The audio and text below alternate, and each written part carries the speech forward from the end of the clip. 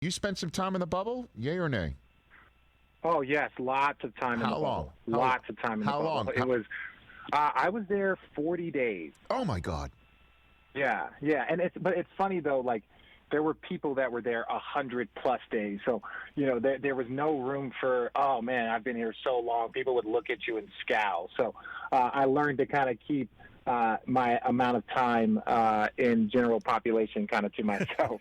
No, I'm not fully aware of what your drinking or eating habits might be. Was the coffee as bad as Jimmy Butler said it was in the bubble? Look, I'm not a big coffee drinker, right. and Jimmy is, guys are connoisseurs. Some people are connoisseurs of wine and video games and coffee, and Jimmy is a coffee connoisseur. A lot of people know it. But I did discover Cuban coffee. We had some really good guys, a part of the crew, that were handing out Cuban coffee, and I had never had it before, and that stuff is intense.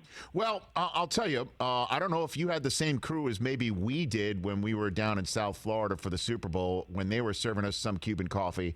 And if anybody's ever had 5-hour energy, it's really 5-second energy when you have one of those. Yeah, oh my God! It hits you. It hits you really quick, and you're like, "I'm ready to take over the world." And by the time you finish that sentence, you're like, "I'm ready for a nap."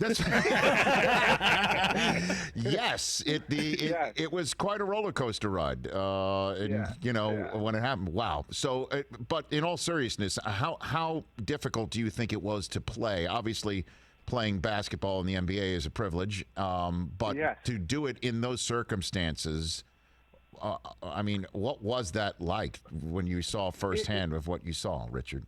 Well, it was so eerie because I was there. I got there right as the conference finals started. Yep. And I remember the first time I got there and I go to the first game. I wanted to see an experience. And first of all, shout out to the NBA and ESPN and Turner. The setup was beautiful, right? It wasn't big, but it was like you could see it on TV, all the boards and the graphics and all that stuff. They did such a good job considering the situation. But I remember it was like the announcer goes, "Ladies and gentlemen, the Los Angeles Lakers." And the guys run out almost like it's a joke. They run out and they're like, "Hey, yeah." And it was like, if you saw, there was no like crazy intros. Guys weren't doing the 12 handshakes that they do. It was very like, let's get to business. And whoever handled that the best, and I'm not even saying the Lakers handled it the best, but of the good teams, I think the Lakers handled it the best between the Clippers and the Bucks and even the Celtics.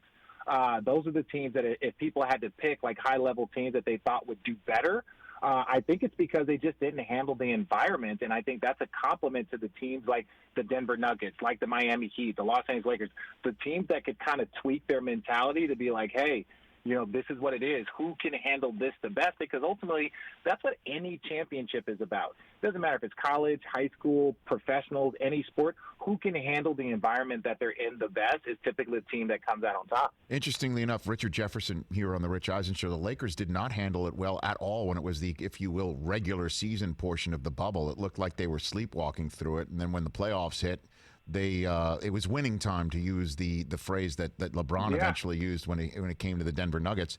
Another team, however, that did not handle it very well, one would say, based on results, you'd say the Milwaukee Bucks. Now, do you think it was the bubble or the fact that maybe their lead player is a Pippen? Richard, what do you think about that? You're such a jerk. You're such a jerk for that, Rich. No.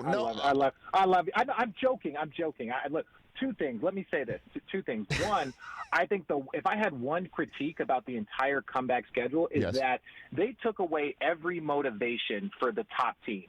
The fact that those 8 games did not count towards possible home court advantage, did not count towards like regular season awards, right? So Giannis had nothing to play for. Bron and AD had nothing to play for. So you took motivation away from those players and those teams. So they were just kind of sleepwalking. There was like preseason games. And it didn't make sense to me because the points that you scored counted towards your regular season numbers. Right? So when Dame Lillard scored 60, he was the first person to score 63 times in a regular season since Wilt Chamberlain and James Harden. So that counted, but none of it counted towards the awards. So I think if it would have counted towards the awards, then Giannis would have been like, yo, I'm out here fighting for an MVP. If the Lakers go 8-0, and the Lakers have this record, maybe Bron gets more MVP votes. So Giannis and Bron and all these players, they really tried to tone it down. And then when it came to postseason, they weren't able to turn it up. You like that video? Of course you did. Check out more right here.